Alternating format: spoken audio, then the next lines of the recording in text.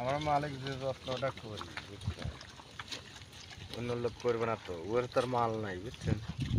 দিলে এখন এই টাইমটা এই যে চাপা টাপা দিলাম, এই যে ঘাস পাতার যাই খাচ্ছে খায়াটা মুখটা একটু ইয়ে যাবি আবার খাবে।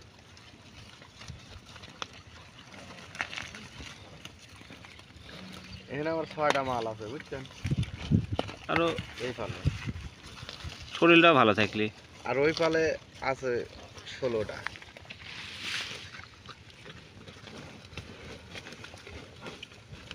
বড় তো আপনার বাচ্চা। হ্যাঁ,